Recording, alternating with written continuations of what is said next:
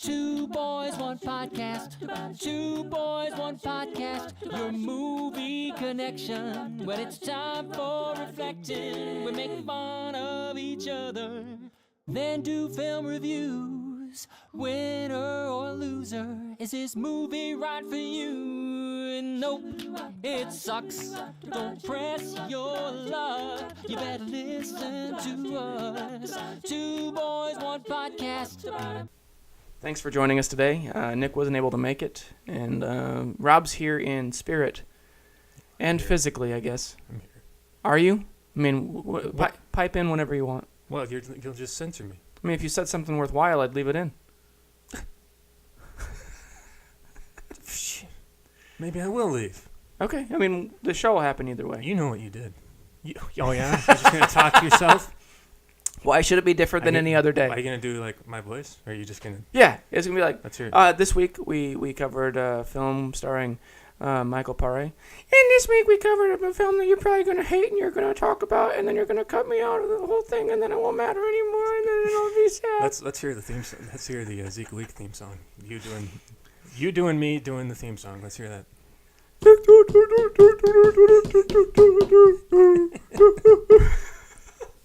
Sound like a seal. I mean, it's trying. All right, here's me doing you.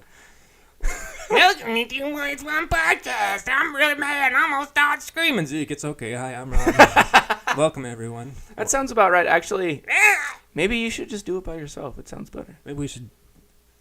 Next couple of podcasts, we'll take a minute, or we can watch the same movie, and then we'll both podcast on our own. But what you doing the voice of the other one? I'm in for that. Actually, this would go well with the discussion we had yesterday. So recently, Rob and I had a discussion, and we thought we were talking about the same thing. Yep. And it was completely and entirely different. Yep. It was. I'm forgetting what exactly it was. I can't remember what we were talking about. It was a person. Yeah. It was the movie beyond the wrestling movie. Oh yeah. Wrestling with so Family. the Fighting with My Family is out, and it's a wrestling film.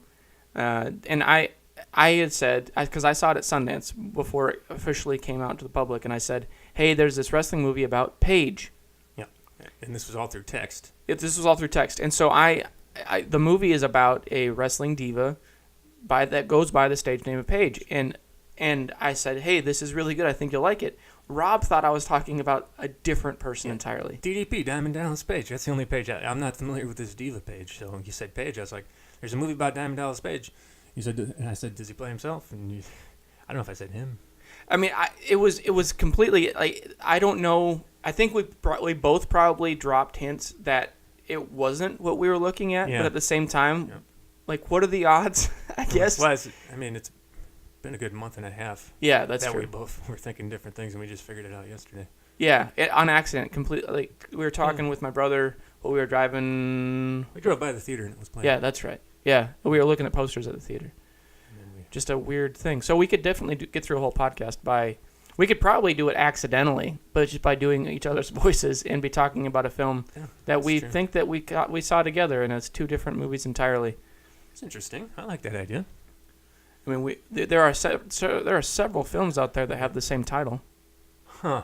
And then we can just go our own way. Yeah, we can. I mean, we could. The Other Sisters? Yes. What about? You know what? After having seen it, I would almost prefer that. You've seen the new Sisters? No, I haven't. But I mean, can it be worse? I've heard it's terrible. I don't know. I didn't think. In retrospect, Sisters was at least interesting, and it was well made. I'm not saying it was good. That makes it sound like it is, but it really wasn't. I haven't given it a lot of thought since we watched it. This is about the first time I've really given it some thought, and I'm thinking, you know what? Maybe we were a little hard on it. I think I probably was harder on it than it deserved, but at the same time, the part, like, looking back on it now, it brings up some fresh vomit feelings. Mm-hmm. And it's not the movie's fault. It's not the movie's fault that it's Criterion.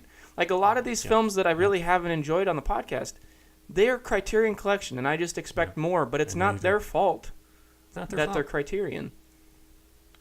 But the expectation is certainly higher. They didn't ask for it. They didn't ask to be famous. They didn't ask to be... Nobody asked me if I wanted to be Criterion. They didn't ask to be memorialized. It's like nobody asked me if I wanted to be born. No, nobody asked Rob if he wanted to be buried in a mausoleum. No. That's why last week somebody convinced Rob last week that when his time comes, when that chariot swings low to carry him home, when he prays for that sweet release that only death can bring, he's going to get cremated at a pizzeria. Goddamn right.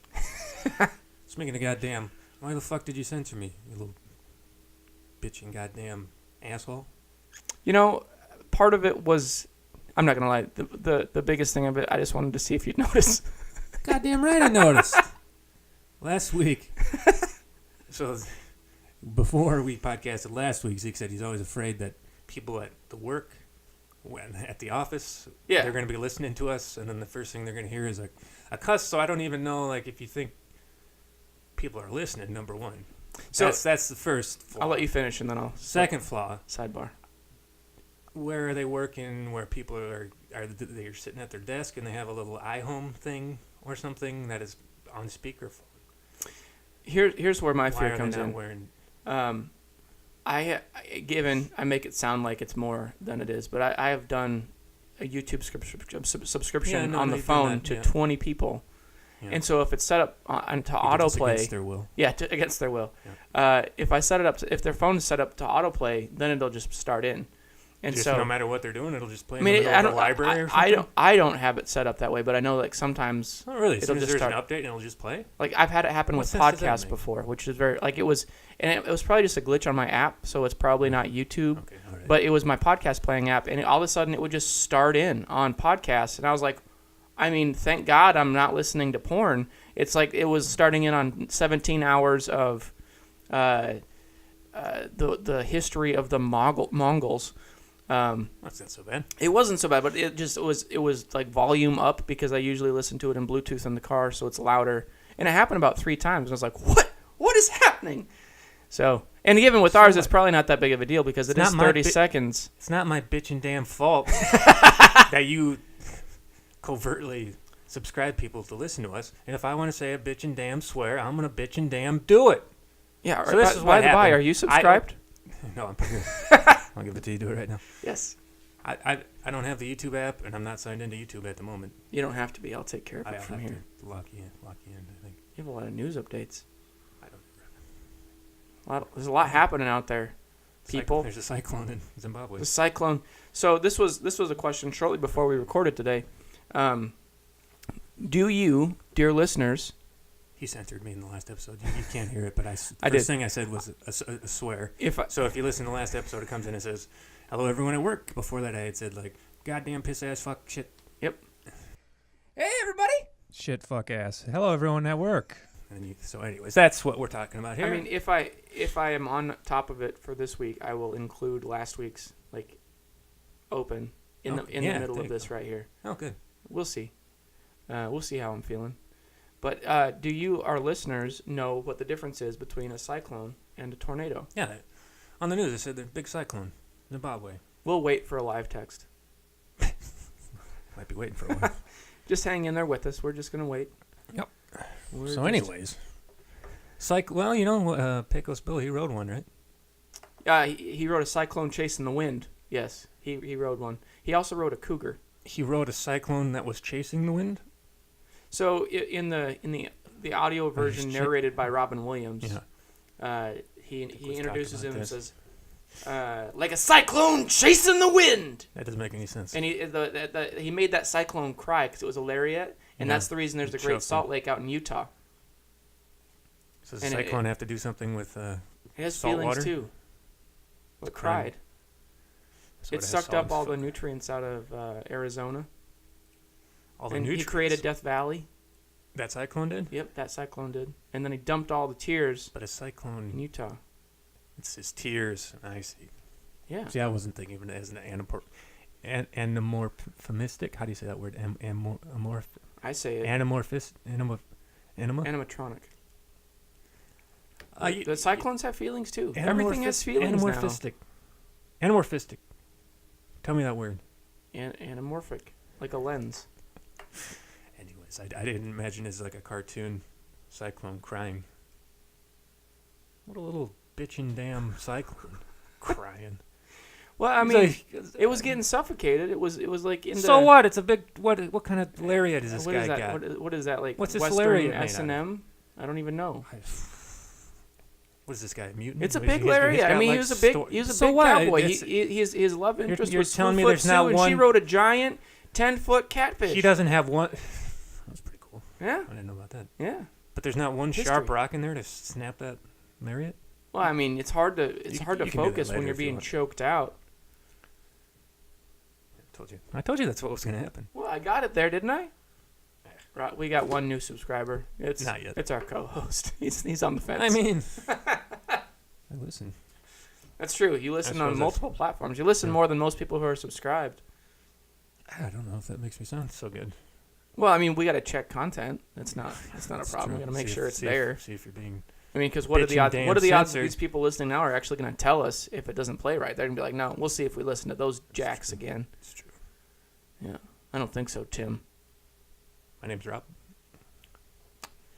Well, a minute ago it was Grubbers. I don't know any idea what they're talking about. Another bug. Steaks, and rakes. So Rob always gives me a hard time. Like when I say, just give me a minute and I'll go write these sponsorship ads because, sponsors are if you listen. Yeah, sponsors are always nagging us for better content. Yeah. And today he's giving me a hard time, and then he just sits down and writes an ad, and he did it faster than me. Well, I don't know if I did. I ran out of room, so I stopped. Because of content. Content. And he knocked it out of the park, I got to say. Yeah. Well, I mean, if you the listener, if the quality of the ad at the end, writing of the ad has gone up, then send it to the corner of Afton, because you're a little bitch and damn. Yep. But I got to say, the sponsor this week, you're not a they're gonna appreciate every dollar they spent on this week's podcast. Yeah, they sure are. They're going to get their money's worth, every advertising penny. Yep. I mean, it really adds up. Every 2-cent euro piece. That's all I accept is 2-cent euro pieces. I only take loonies. Okay, so I guess... Do they call it Canadian pennies? Or do they call them pennies? I have no idea how much they actually are. A loonie, one is $1 and one is $2, I believe. Well, Toonie is Toonie's a 2. Maybe. Yeah. Makes sense. It'd be easier to remember. So do you think that Looney Tunes was first? The same question. Or do you think that the Canadian monetary system, independent of the crown? I bet you it was probably a bunch of schmucks like us but Mel Blanc went up to Canada. Mel Blanc being an American, he's like, Loonies and Toonies. That's what Looney Tunes. They call Looney Tunes. Yeah, what's up, Doc? Next thing you know. Sure, that makes sense. So, does Australia have their own money? No, it's a barter system. Oh, okay.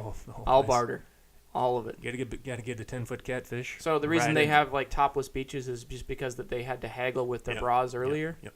They don't. Okay. Yep. Keep the umbrella, get rid of the top. I'm sure. Yeah.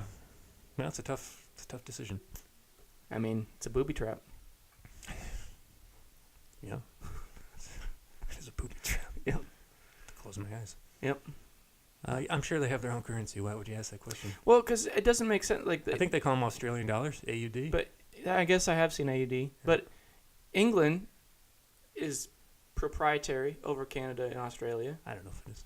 It is. They're subject to the crown. I don't think so. So we if you're got subject to the crown, why? Australia's part of the European flag. Well, they use it, but that doesn't mean so what. I bet you the Caribbean probably has like some Union Jacks down there. Yeah, pieces of 8. They're still dealing in pieces of 8. What's that mean? Piracy. Okay. I mean, I don't know, but it just seems like if you're subject to the crown, why wouldn't you have a universal? 8 pieces of cake is what I'd have. I'd have 8 pieces. Because they're not the same. They're not. I don't know. But we need to settle this somehow. I mean, now's not the time. When the 13 colonies were over here, yeah, did they not use English money? I think they probably used English money. All right. Well, they were subject to the crown.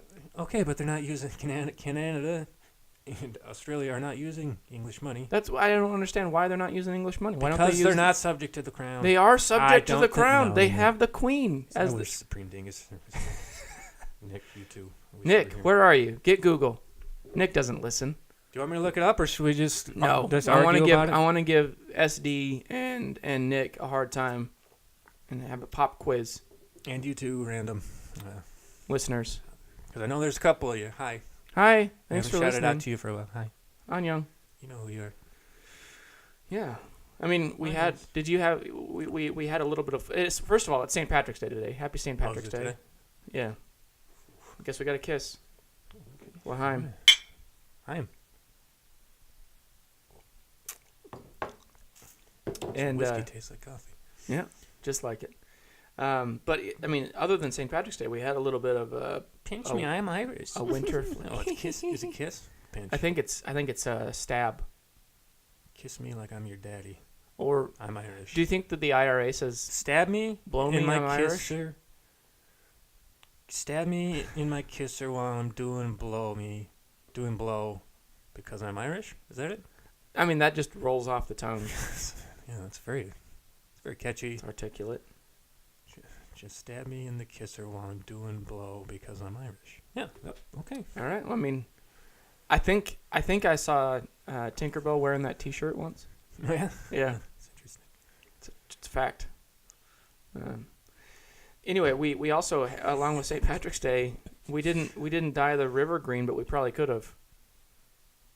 Don't they? Yeah. Don't they do Some that places. in Boston? Yeah. Oh, Boston. In Boston. But I mean, we had a flood here. Oh, this yeah, last yeah. week. Oh, gotcha. We probably could have turned it green for St. Patrick's Day It's a and lot of turned it food into a big coloring. festival. It's bad Yeah. for the fish. Or septic. Sewage ecosystem. septic. Yeah. Well, what about nuclear waste? Could have dumped that in there. Oh, yeah. I mean, that's even Does a it more actually glow rustic green? Do you think it really glows green? Probably doesn't, huh? Maybe it does. We could have thrown some gack in there. How much gack do you think we have need? a gack guy? I got a gack guy. You got a gack guy? I got a gack guy. Didn't know you had a gack guy. I mean, everybody needs a gack guy. I feel Everybody like needs a I gack feel like guy. their industry has diminished enough where now the referral system is all that they can rely on. That's true. Is Nickelodeon still around? Yeah, they still dump ooze on people. Yeah, it's not ooze. So do you get Slime. do you get slimed if you do something good? Is that I a think both have good and bad. okay? So no matter what, Nobody's safe for any reason. no one's safe. You win an award, you get slimed. You say something silly, you get slimed. If I had a dime for every time I'd been slimed. This guy's getting slimed. This guy's lousy with slime. Yep. I don't. So I think I'd be apprehensive to walk out on that stage. I mean, you knew it's going to happen. I mean, they always seem surprised. Well, they're actors. I mean, I think they probably forget. They might. But I bet you at some point somebody's gotten pretty mad about it. You probably don't get a prep time. Like, let me do a couple run throughs with the slime. Yeah. Let me make sure I get used to it. I mean, once you start getting ooze in your underwear, it's not cool anymore. So, I don't know. I mean, don't get me wrong. I would still like the opportunity to be slimed. I think that'd be fun. Yeah, I'm sure I get slimed. I'd climb the aggro crag and get a piece of that old boy. What was the stuff we used to make as kids with bleach? That like when you moved it quickly, it would harden up, and when you left it in your hand, it would drip. I'm not sure. Some sort of. Just doesn't seem like when I think about that. I think like we used actual bleach for that. I think it was the 90s, baby. And ammonia. That's right. We're gonna be fun. We're gonna live forever. Yeah. Hey, well, they used to carry mercury around in their little. That's true. Canisters. A lot of those people are still here, I think. Yeah, I mean, it's weird it's weird. Yeah, that's true. But now you get mercury poisoning from eating too much fish, not carrying it around in your pocket. Do you really? Yeah. I mean, I don't. That's a bunch of bullshit. It seems like a strange thing. I don't know. It's a lot of fish. It's a lot of fish. I think it's a specific kind you eat. I think it must be salmon. Gross. Who wants to eat that stuff? I mean, you probably have to take the salmon out drinking first, feed it a couple shots of mercury, get it real loosened up, and then eat it. Then you can sue the restaurant. Right. I mean, why else would you do that? Nope. Classic case of fraud. Classic case of fraud. I mean, that's a basic Burke and Hare situation. Or like that movie Frog. It's a classic case of frog. Never seen that one. I have seen frogs. Just one. Yeah. Right, but explanations on the second. Yeah. Right. Yeah. The sequel that we did not cover because you chose not to for some inexplicable reason. So, and this was unbeknownst to me at the time. There is another Frog film that Rob has seen. Yeah. And I can't tell if he hates that one more or less. More. I hate it more. You hate it more because you. Yeah. I think. It's been a long time since I've seen it. I think Frog. You've given movie. the worst rating for you so far. No, I didn't. No. It's pretty close. I gave it a fair. I ripped it apart a little bit, but in the end, I said, you know what? It's okay. Yeah. I just really silly choice. You had some good options that week. I did have some good options, but we that were one just was coming fun. off of Brewster. And I had that on VHS. I had to do it. Also, I have to point out that is not even one of two. We've covered more than 2 made-for-television films on this podcast. More than 2? More than 2, because we had This one? Alien Apocalypse. Oh yeah, right. That was certainly made for TV. Yep. Frogs. And then I think there was one with Nick that was made for television. Nah, you're nuts. I could be nuts. I haven't seen that. Nuts! The sequel. The sequel. More One nuts, nut I guess. wasn't enough. Sometimes you feel like a nut. That's the first trilogy. Did you want to say something about the flooding? I was just pointing out that we have been surrounded by, inundated, really. Like, I thought that if they're going to film Waterworld 2, The Shape of Waterworld, then they would have done it last week here. I was looking for Kevy. Didn't happen. Kevy? Kevy. Oh, good. Yeah. Well, he turned into the thing, right? The Yeah. creature? The creature? Yeah, he's the creature. Cool, good. I'm glad He's swimming down the Big Sioux. That's neat. Yeah. It's like the creature from the Black Big Sioux. Let's go. Creature from the Black Big Sioux. Yeah. I would watch that movie. Creature from the Black Big Sioux. Why is it black? The Black Big Sioux. I mean, it's muddy. I guess it is. We call it the Big Muddy. The Big Muddy Sioux. Do they? No. Not They yet. do now. Not yet. They do now. Mm-hmm. Let's go catch him. I mean, Was he you can eating call worms? me Ishmael. I have a I harpoon. won't. I could, but I won't. But I have a harpoon. What was his real name? Michael. Gilly. What? You can call me Gilroy? Ahab. Ahab. Are you talking about the book? Or are you talking? Yeah, I can't remember what the Captain Ahab was the captain, and then Ishmael, I think, was the guy's name. So why did you say you can call me Ishmael? Why didn't you just say? Well, that's the first my line name, of the my book. My name is Ishmael. I mean, people wouldn't remember this much, but it's a weird way to phrase it. Well, I mean, if you want Quick people wag. to remember you, I'm just going to start... Quick wag. Quick wag. Right? Yeah. That's the name of the guy. Quick wag. See, now that's good naming. I'm going to start Melville. saying that to people. Quick wag. Call me Zeke. What's your name? You can call me Zeke. Call me Zeke. Is it you can call me Ishmael or you I think it's call me Ishmael call me Ishmael? is the first line. But there's not And a I'll be question. right behind you and I'll go, quick wag. Quick way. What if they made a typo on that? Like just strange literature question. What if they made a typo on that and they instead of a period in the first line, they put a question mark? Call me Ishmael? Yeah. What should you call me Ishmael? Call me Ishmael. Call me Ishmael. Call me Ishmael. Ishmael. Call me Ishmael. It would have changed everything. Sure, Plus, I would have okay. one line that I can't use in my vocabulary. I'll never call you Ishmael. I know. Hey, Ishmael. Shit. Almost. Man, I almost made it almost made it your my whole life life. without saying it. Damn it. Quick. Starting now. Yeah. Did you go out in the water? Did you go out in a canoe? I tip a canoe. What about With Tyler? my friend Tyler. Yeah, Tyler too. Yeah. Tyler too. Tyler too. Yeah. Oh, that's great. Yep. It was pretty fun. I've always wanted to take a little paddleboard out when it gets I flooding. think it's a pretty bad idea. Well, most ideas that I have are pretty bad. Yeah. Just don't do it. Sure. What about kneeboard? No, I don't go. Don't go into What it. if I hop on a house that's passing by? Even worse, probably. So this time there actually were pieces of ice floating. cool. Little birds. You huh? could have like jumped on one. You could have played Frogger. idea. Frogger on the Big Sioux. Frogger! Frogger. Sam's trying to take a nap down there, so he's happy. He's never happy. He's also not a fan. So Better subscribe him. I have. Did he unsubscribe? I don't think he's unsubscribed. He always says, "See, you released another one." But no, he's never listened to it. He hates audiobooks. He doesn't podcast. Yeah, fair enough. So seems like you would like podcasts. yeah, I thought so too, but that's not the case. Yeah, yep, fair enough. So let's say for a moment that we're trying to catch the creature from the Black Big Sioux. Yeah. We have paralleled Yeah. the banks. Yep. We have it. We're tracking it. One's a little bit ahead of the other. And we're shouting back and forth at each other to get it nailed down. Yeah. What are you shouting back at me?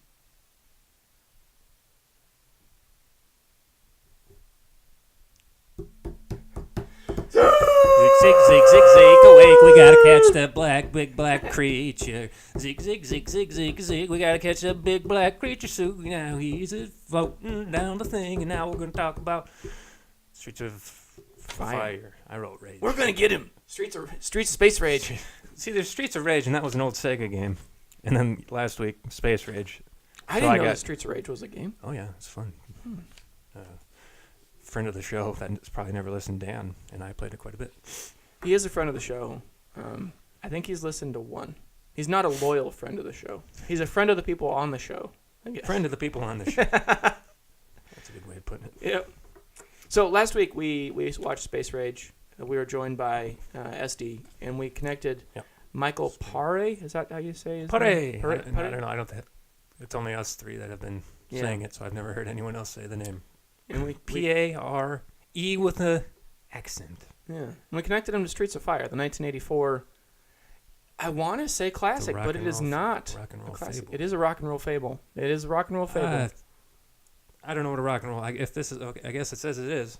I don't know any other rock and roll fables to compare it to. So I honestly thought that so there are a couple components to this. I'll leave it to Rob first. So do you want the synopsis? Right now, hang on a second. Right now, Rob for the synopsis is going to. I'm going to post this picture on the podcast for the YouTube link. So if you want to see what I just took, was it a good one? It was a great one. So look like I'm stoned. I always look like I'm stoned. I guess I'm always stoned. We watched this on a CED, and we're going to get into that in a little bit. But right now, Rob's going to read the synopsis from the back of said CED. Should we talk about the CED first? Read the synopsis first. So this is a CED. It's hard to get, but this is an actual physical copy of this movie, and this is the synopsis on the back. From the creators of the box office smash 48 Hours comes Streets of Fire, a movie unlike any you've ever seen before.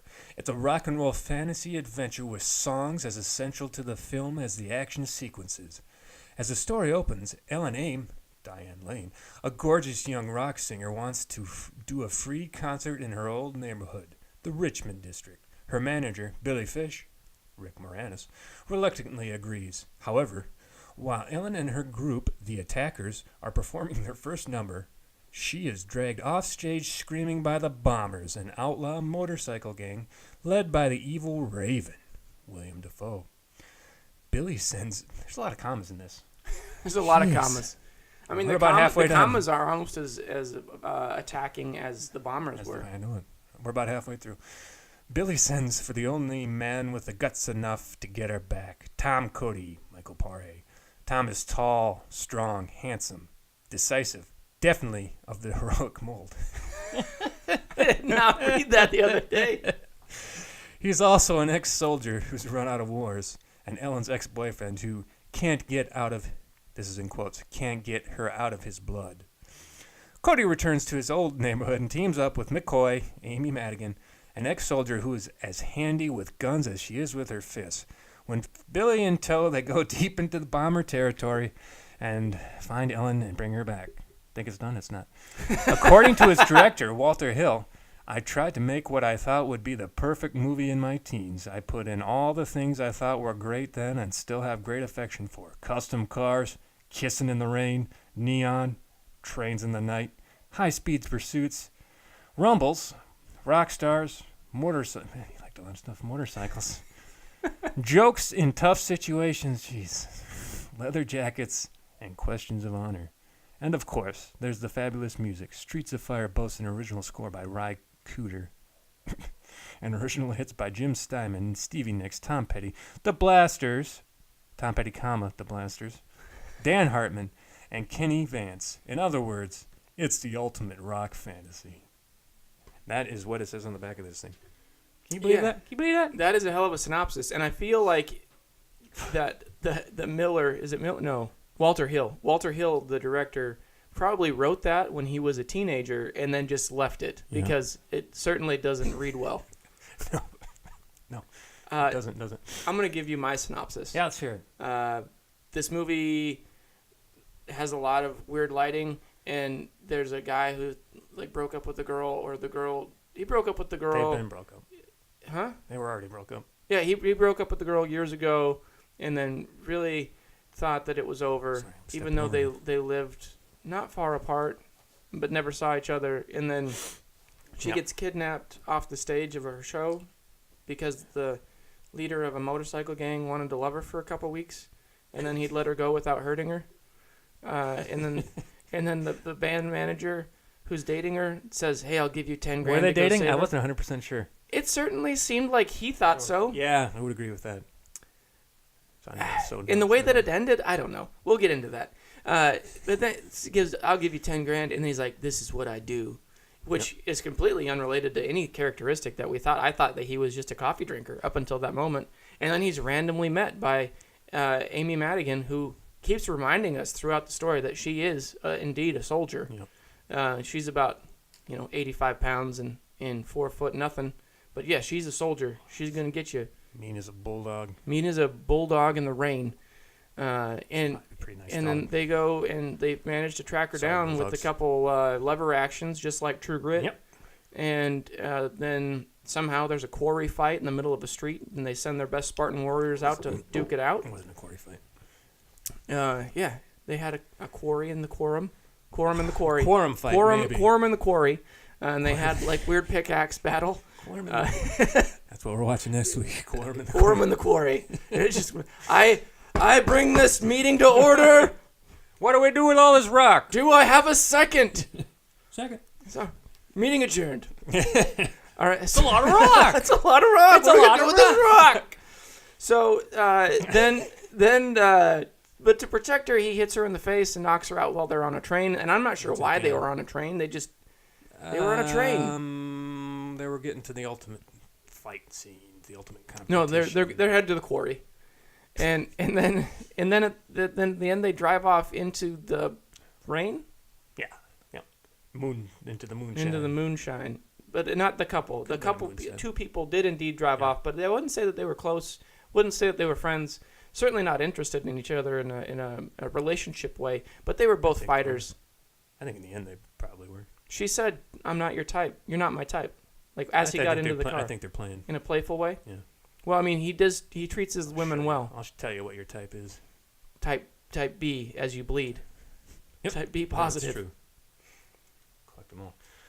I mean, nothing says "I love and miss you" like a right hook. I don't. It's true. It's a little love tap. It's an interesting. I kind of want to read the script, and at the same time, I really don't want to. I don't think either of these synopses really tell anybody anything about. So this movie looks like Blade Runner, combined with the character development and flaws of Tango and Cash, with the thematic cityscape of Newsies. I really thought at some point there would be. Yeah, for sure. You're right there. Maybe some wardrobing from Fifth Element. Yeah. I couldn't really place that. I really thought at some point, since it was a rock and roll fable, that they would have like a song and dance. Like when they gathered in the streets like gangs of New York, I thought, you know what?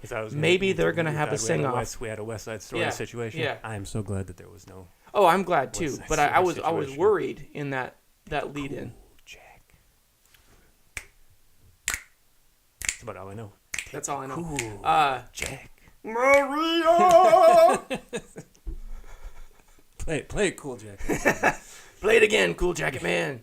Sorry. I don't know.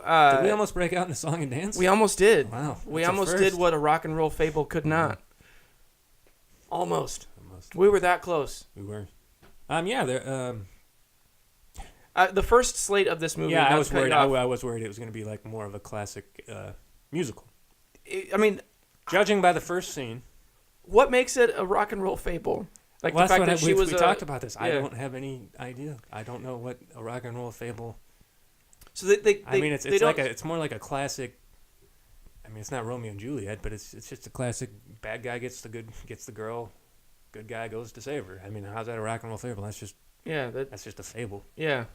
So I think that adding the word baby to some of this can make it better. Make it rock. Yeah. So okay. I have one example of this right now. We'll see if I come up with any others. But I'm going to point at you, and when I point at you, you just say baby. Gotcha. All right. So they get away. Say I like you.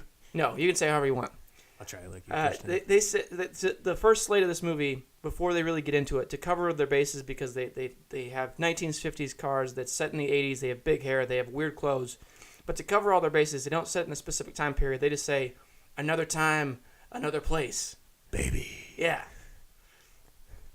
So that's just a slate on the screen. And then minus the baby. And then they have like a full song in concert with Diane Lane. Yep.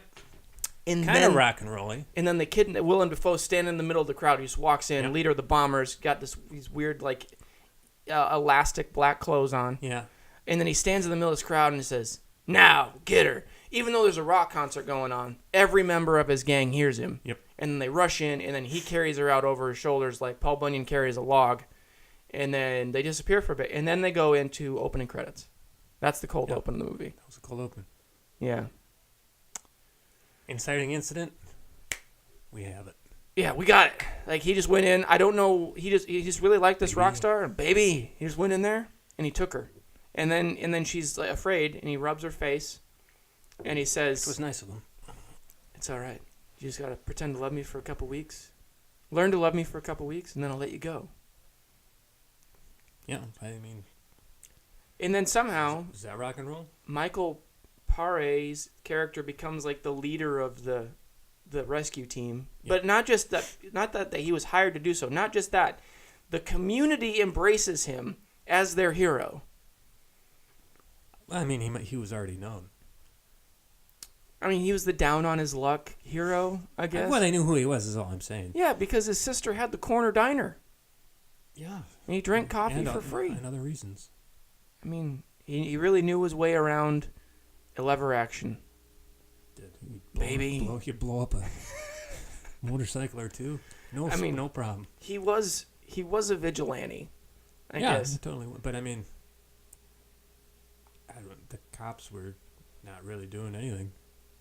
No, in fact, they go and they rescue Diane Lane's character back. Mm-hmm. That's true. And then on their way back from the rescue, I believe. On the way to the rescue, they're on a bus, right? Yeah. They're taking the band bus to go rescue her in the battery, which is like 5 points. Mm-hmm. Well, the band's still on the bus. Yeah. Like the band's with them. They're crooning. It's like a Home Alone situation. Yeah. Maybe you've heard of me.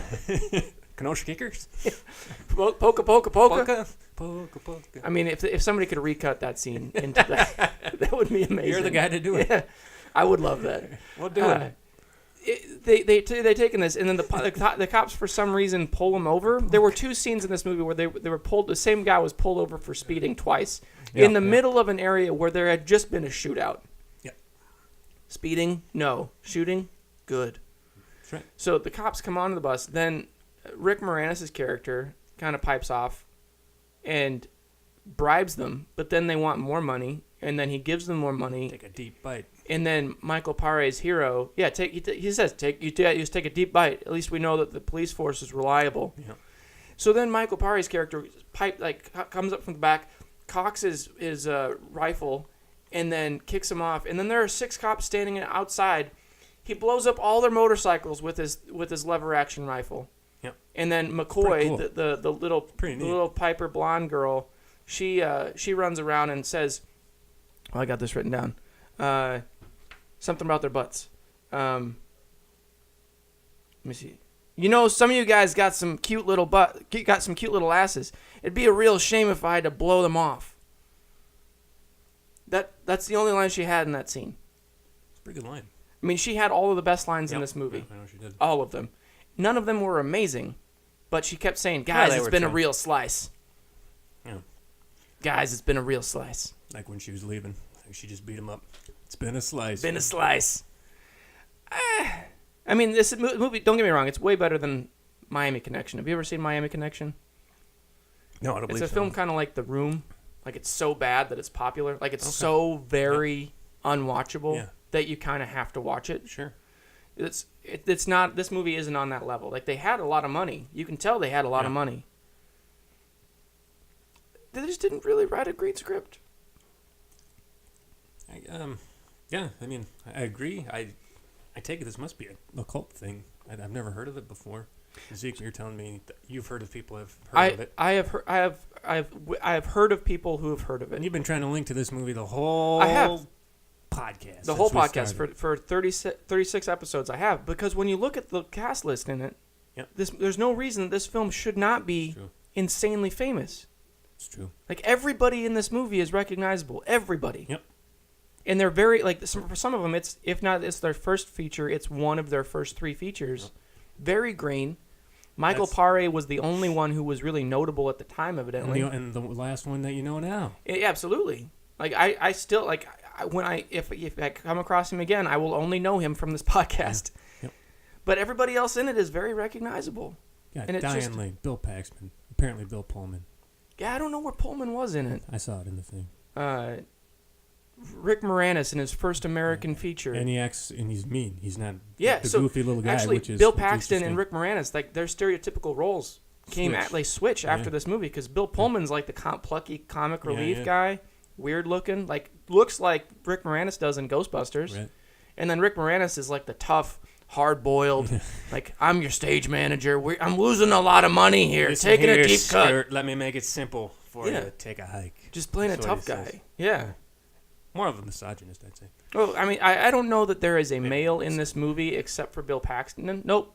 Every male in this movie is a misogynist. I mean, I think Paré was okay other than the punch. I think that really caught me off guard. I get they depict, so at the end of the movie, he's headed towards the big finale, and to protect, like, McCoy's with the woman, and rather than have McCoy, like, distract her and stay on the bus, he could have jumped off. There's any number of things he could have done. Instead, he cold cocks Diane Lane's character with a right hook, knocks her unconscious. Yeah, I think because she was going to follow him. I assume so, but he could have just, like, jumped from the train. Any number of things. So to protect her, he knocks her unconscious by hitting her in the face. Yep. And then goes and does this battle. And then at the end, he walks up to Rick Moranis. He's like, hey. No, Rick Moranis says, hey, I'm not going to get in the way. I know what you two have is special. And he says, know what? You can keep her happier than me. And he goes and talks to Diane Lane. She's like, hey, how's the guy with the right hook? And he's like, I'm not going to carry your guitar cases, toots. I'm hitting the road, Jack. Yep. And then McCoy drives up, stole Moranis' truck. They have a little chat. Found this on the street. Oh, hey, are you a badass like me? Yeah, well, let's go. I'm a soldier. Let's go be You're not my type. Together. Let's drive away together. That pretty much sums up her entire dialogue. I mean, it's pretty close. Yeah, I mean, there are visually, this definitely fits with the '80s. Story-wise, it kind of. There aren't a lot of stories from the '80s that are famous that are like, wow, this story's amazing. Like, the cult movies are not well structured. It's just kind of a fun film. Right. I don't know why this never caught traction. Well, that's just a weird. It doesn't really, like, what is a rock and roll fable? Who is this appealing to? It would be, like, on the very fringe of something I would be interested in. Like, if you think about stuff that's coming out in the 80s, this is 85. So what? 84. 84. So you got, this is out before Ghostbusters, but think of Ghostbusters. It's out the same year as Ghostbusters, yeah. That's more of a, and this film definitely had more money than Ghostbusters did. Well, like, way more money. But still, it's still more Plus, main. It's more of a mainstream. Ed Begley Jr. didn't make it until Ghostbusters 3. Gee whiz, what a pull. Are we watching Ghostbusters 3? It's on the list. Oh, baby. Have you seen it? 3? Like, the new one? Yeah, I've seen it. Oh, good, because now we don't have to watch it again. Good deal. I just think it doesn't necessarily have a genre, so I don't know who would be going to this. I would probably have gone just because it looked interesting. But it's not going to be like, hey, Joe walking down the street, here's Streets of Fire. Here's a trailer. Let's get out of here. We gonna do it, or we gonna talk about it? It's dirty. That's McCoy. All of her lines were double entendres. Euphemisms. Yeah. Don't call me shithead. Go buy some soap. I mean, you're right. It doesn't really have a set audience, but Are you asking why it's not more popular? I mean, what got my attention was the cast and the cover artwork. Yeah, it does look cool. It's just I weird. would agree. Like, there's a lot of those movies that are just like I have a lot of Kind of fell movie through the favorites. cracks. I think it did. Yeah. Like it was 84 was probably a big year, and it just probably Yeah. didn't make the And cut. maybe it's not a terrible movie, but maybe rightfully so fell through the cracks. I mean, I don't know. Yeah, I'm not saying that it deserves to be famous, but I feel like it deserved for me to have heard about it Yeah, before. Sure, that's fair. I would agree with that. I don't have an answer for you. Yeah, it's just a. What would you call it? An action movie? Action drama? Drama? Action. I mean, it would probably be. I mean, loosely action drama. It's not sci-fi. It's not. No, it's dystopian, I would say, Yeah, but not really. it's gritty. It's not your, Yeah, it's good. I mean, what would you classify Brazil as? Like, that's futuristic. yeah, I mean dystopian, futuristic. I mean, it doesn't classify as dystopian. This? Yeah, because I mean, if it had something, I think they were going for the that. clothing was, but the cars were all from the past, right? and they just, Clothing like I also said, they just say they open with another time, another place. Baby! So it's just weird. Kind of covered their asses pretty well with that one. Yeah, I mean they tried to cover a lot of sins, but Yeah. I don't know. I mean I liked that they said that you don't have written references for merc work. So my favorite character in the whole thing was Paré and McCoy. Their dynamic was fun. Yeah. Would agree. I think that in the way that Space Rage had like that Blood Money song that kept going throughout the whole thing. This one was one bad stud. You're one bad stud. Yeah. In the battery was it basically went from one rock club to one rock club. Like both venues. Yeah, they did. It was like competing rock venues. Stole it from one and took her Yeah. to another. Yeah, they did that. Which, if that would have been the story, it would have made more sense than the story that they had. Like, our venue needs a better singer. We're going to go take yours. They did. They had their own Yeah. receding hairline guy with a stripper gal, I guess. Yeah, they had a knockoff Quigley. Yeah, no, Dancing. quickly. So that part of it just seemed like they tried to add so much from his teenage brain, from the director's teenage brain. Well, let's see if we got them all covered. Yeah. Let's You read them, I'll say whether they accomplish it or not. Okay. Custom cars? I mean, they're 1950s. Do they count as Were they- custom? When I think of custom, I think like hydraulics. No. I mean, or something. I'm going to say no. No, okay. Would you in the agree? rain? I would agree. Okay. Kissing in the rain. Check, had kissing. big check. They were There kissing. was kissing in the They rain. were they were licking each other's tonsils in the rain. Yeah, you can really see that. Yes. Oof, looking at it right now. I mean, I'm not sure that either of them have tonsils anymore. They both ate ice cream after that. I can tell you that. Neon. Baby. Yes, lots of Yeah, neon. yeah. Trains in the night. No, they had a train in the day. Was it every day? Well, the fight was was a day. It was Yeah, I after guess the it was, rain, you're right. and that's so the train in the When night. Didn't No, he punch her? Didn't he punch her at night? I mean I was on a train. they were on the train. I mean, maybe they rode the train into day, the We'll night put it- train into the maybe, day. Maybe. So we'll say 50%. There was a train. There was a train. Was the train in the night? We don't It know. may not have been properly lit. It's hard to say. Were they running on top of the train when they were lever action and everything? Maybe that was it. It could have been. Like, there may have been a weird shootout on top of the train. We don't have enough. We got to keep going. I don't think he There's ever so many of missed. these. There's so many of He these. never missed with his rifle. It's He's a really true good. grit, true Really grit good. detective. High speed pursuit. I don't know if there was. I don't believe so. There were a lot of chairs, people on motorcycles driving There quickly. was high speed, maybe. Yeah, I would say Pursuits? Yeah, I don't know. no. I say no. No, okay, I agree. Rumbles. Yeah, there was a quorum in the quarry. Quorum in the quarry. Can I get a second? Rock stars. I second. There was a rock star. Yeah. Well, I mean, guess, so there was one rock star and one two- receding hairline lounge singer. and then a doo-wop band turned. So, all right, going back to where you read the synopsis at the beginning, Yeah. it says that she was taken off the stage while singing with her backup band, the Attackers. Yeah, that's right. I thought that they were just on the bus later asking for a gig. I didn't realize that they were actually singing with her at the beginning. I thought it was just her drummer and her keyboardist. Yeah, you're right. Huh. And then they were But they complaining about acted not like they getting never gigs. Right. And then they're on the tour bus that they hijack, and then they get to play with her at the end because they're on the big marquee. So that's it. We were at the right email. Yeah, we're gonna have to go back and write a CED and complain.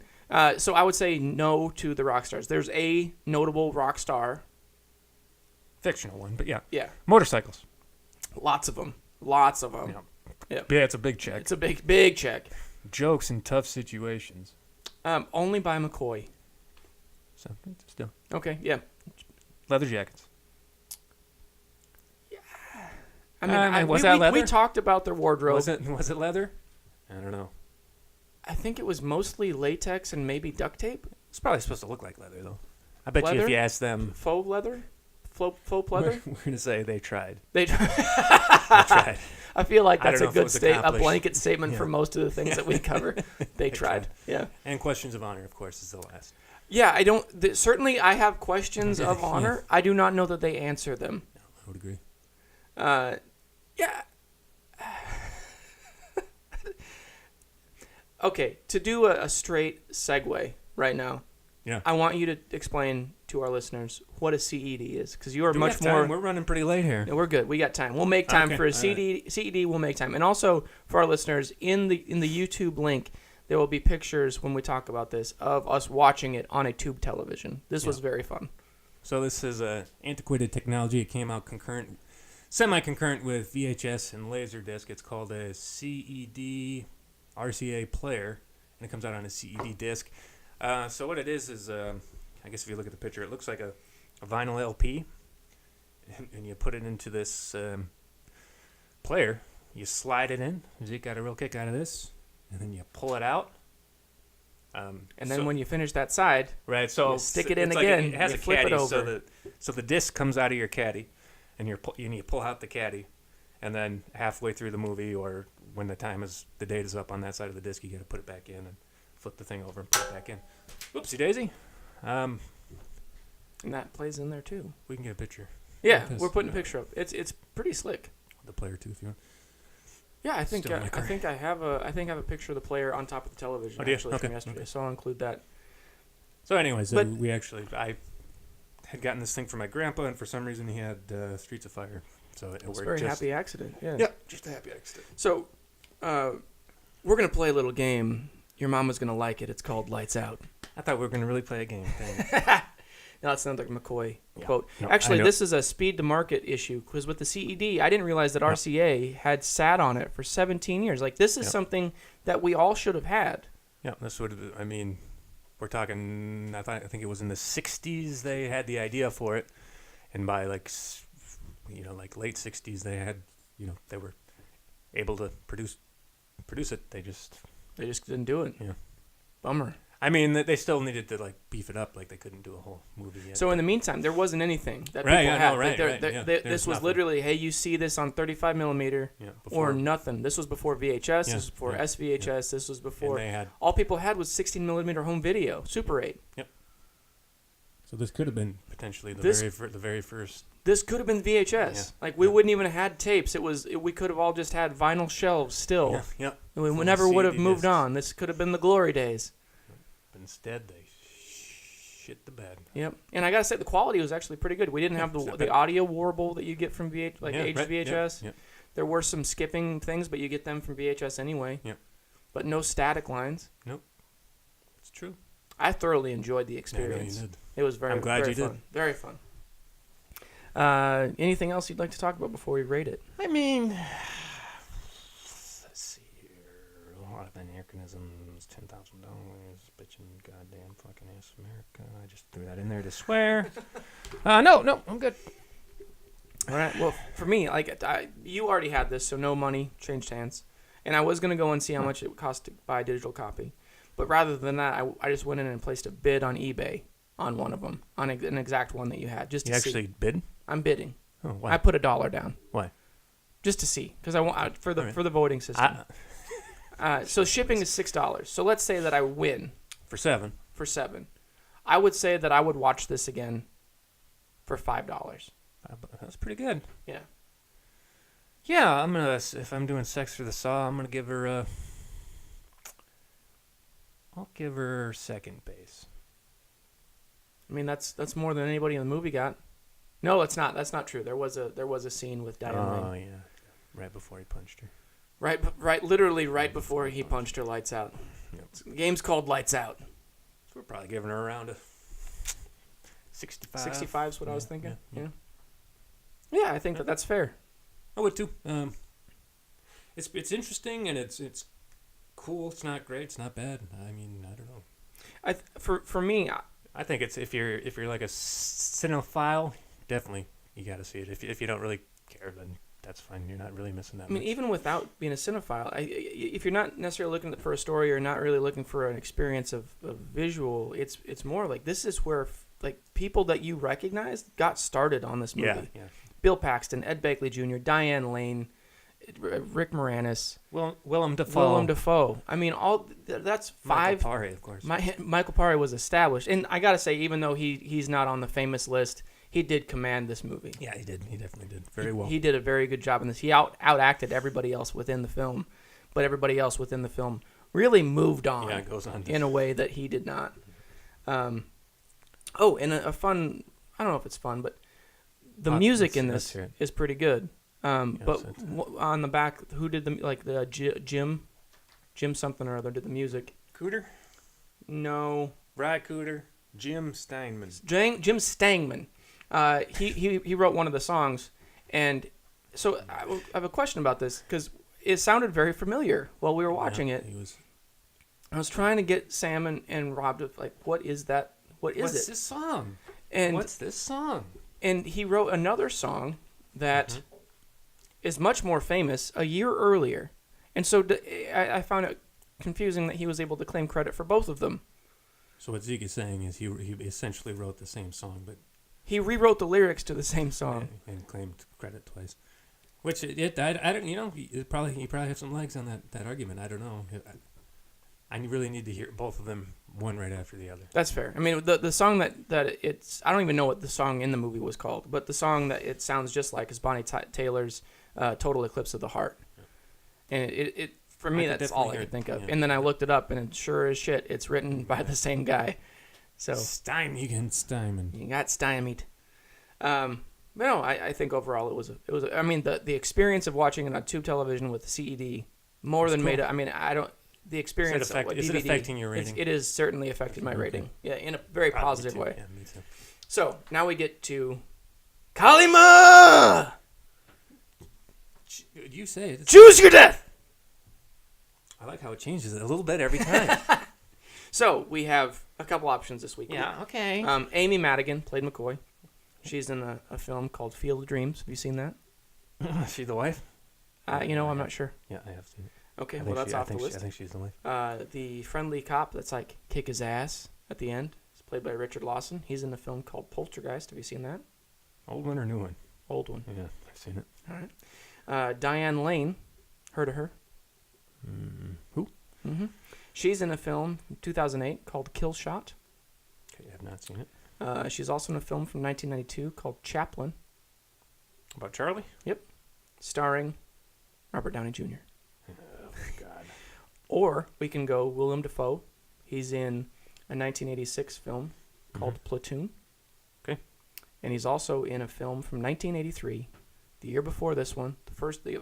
I think it's his official first feature. Yep. Called Hunger, because he has just a cameo. He's like an extra in it. And it's about a vampire love story. Vampire love story? Yeah. It's called The Hunger. No, just not The Hunger. It's just called Hunger. Hunger. Yeah. Who else is it? You don't know? That's fine. Don't worry. I don't know. Killshot. What was Killshot? Killshot is the author's name is going to drive me crazy here. Sounds familiar. It's based on Elmore Leonard's book, Killshot. And it stars, who's the guy from Iron Man 2, the villain? Mickey Rourke. It stars Mickey Rourke. And he's like a hired killer. The book was very well received. Yeah. The movie was not. Okay. But I would say, like, for what you're interested in, Killshot's interesting. Probably gonna hate it.